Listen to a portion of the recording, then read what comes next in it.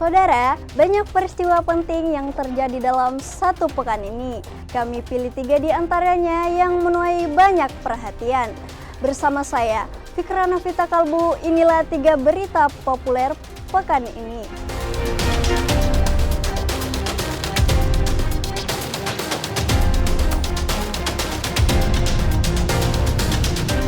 Pencatan Ras Polres Goa menangkap 5 kawanan geng motor usai menyerang pedagang sayuran di Kabupaten Goa, Sulawesi Selatan.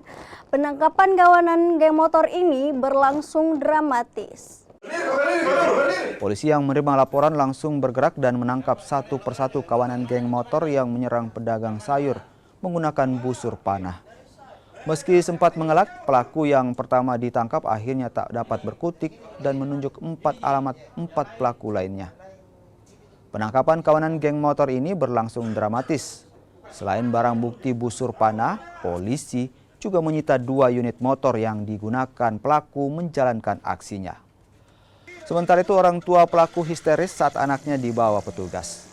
Ini yaitu melakukan pengejaran terhadap para pelaku yang melakukan pembusuran di sekitar pasar Sumbiasa. Barang bukti yang kami berhasil amankan yaitu beberapa anak busur, termasuk pelontarnya yang kami berhasil amankan. Untuk orangnya sendiri ada berapa orang semua, Pak? Untuk sementara 5 orang, tinggal menunggu perkembangan. Demi bergaya hedon, seorang cucu tega merampok dan membunuh neneknya di Makassar, Sulawesi Selatan. Pelaku bahkan merekayasa kematian sang nenek dan menyebut orang lain sebagai pelaku. Cucu dari korban akhirnya mengakui perbuatannya sebagai otak pembunuhan. VV bersama kekasihnya nekat membunuh karena ingin menguasai harta korban dan ingin bergaya hedon.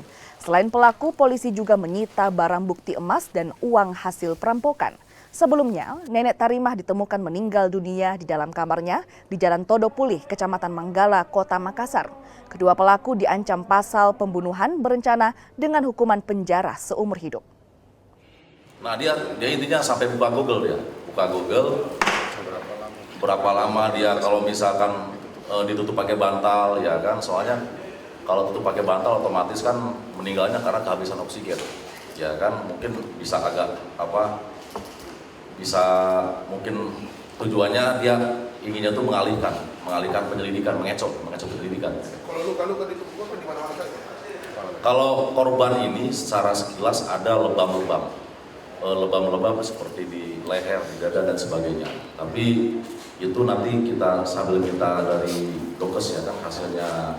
Apakah ini akibat kekerasan ataukah memang karena lebam mayat? Pengemudi sepeda motor di Maros, Sulawesi Selatan tewas setelah menabrak truk kontainer yang tengah parkir di pinggir jalan. Jenazah pengemudi langsung dievakuasi ke rumah sakit. Pengendara motor yang tewas usai alami kecelakaan diketahui berinisial MA berusia 23 tahun. Pengendara tersebut tewas di lokasi kejadian usai menabrak bagian belakang truk kontainer yang tengah parkir menunggu giliran pengisian BBM di tepi jalan Poros Trans Sulawesi, Kabupaten Maros. Jenazah pengemudi langsung dievakuasi ke rumah sakit menunggu anggota keluarga. Sementara itu, petugas kepolisian mengamankan kendaraan yang terlibat laka lantas. Kita juga dibawa mancing, saya mancing di bawah, tiba-tiba langsung bunyi kendaraan langsung, kami naik, kecelakaan.